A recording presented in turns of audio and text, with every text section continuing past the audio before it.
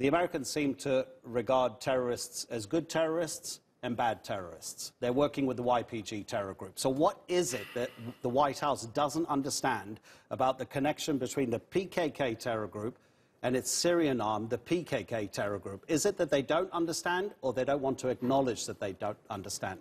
Okay, we have to start with President Trump.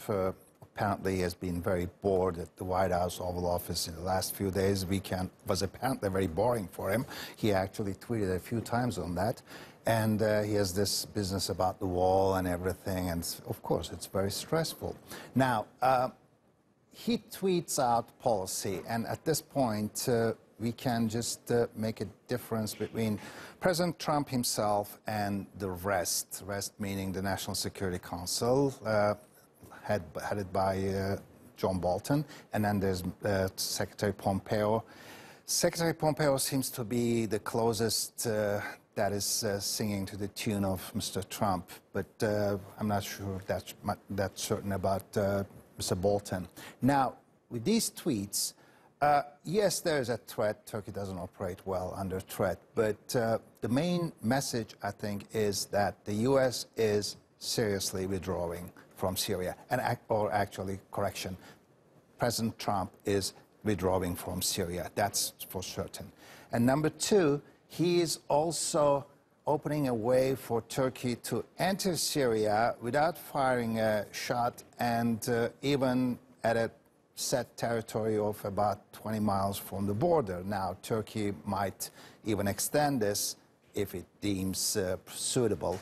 But 20 miles is probably that M4 highway, which was the target of the envisaged operation beforehand. Now, if Donald Trump keeps this policy on track, then Turkey has no problem with that. Again, with that threat part, Turkey can ignore that. It's not that serious. Plus, there's a serious warning for the other side, which says do not provoke Turkey. Now, for the Kurds versus the others, Donald Trump is unfortunately using this term wholesale. He should have known by now, but probably they weren't. The staff wasn't telling him much that there are Kurds and there are sworn armed groups who have sworn to fight the Turkish Republic to the end, and Turkey has an issue with those. Otherwise, Kurds are citizens, compatriots, neighbors, spouses, friends. So there's a difference. So the YPG is potentially a danger to Turkish security. Yes. You know, you talk about that safety corridor. Yes. These lands that the YPG control are not some distant locations. You can see them very clearly from the border between Turkey and Syria. Right. Manbij, right. That city is just 35 kilometers from the Turkish border. When the Americans leave, how much more complicated is it going to get for Turkey? While its military is on the border waiting to launch that potential operation against the YPG, what are the possible dangers of the YPG asking the Damascus regime for more assistance, having already said to the regime, please come and help us in Manbij? Exactly. Then that message of don't provoke Turkey is in play at that point. Don't provoke Turkey. That is a very provocative act, if you ask me.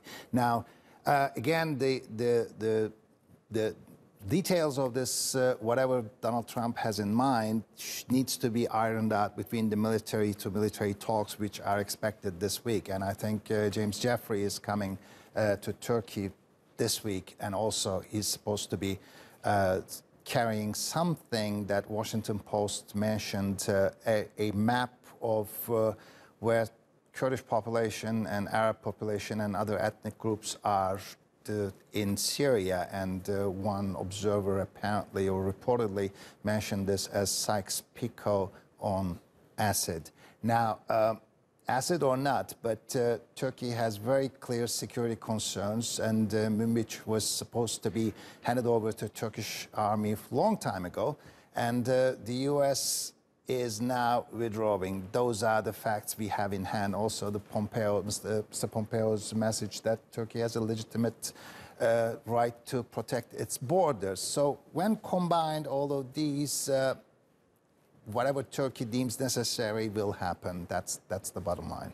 Salim, the issue of military hardware that the Americans have been giving to the YPG, how critical is it, and is it even possible for the Americans to take that equipment back with them and not leave it in the hands of the YPG? That is a major problem. Heavy weaponry is very obvious, not easy to hide. They can be taken away, or they can be taken out very easily. But the light weaponry and other dangerous stuff, such as anti-tank rockets and stuff, are an issue. And I think the Turkish expression is, if you provide the poison, you can provide the antidote too. So the U.S. is up to the U.S. to provide the antidote at this point. Salim Atla, it's always a pleasure to have you into you. the studio. Thanks for taking the time to be with us. Thank you.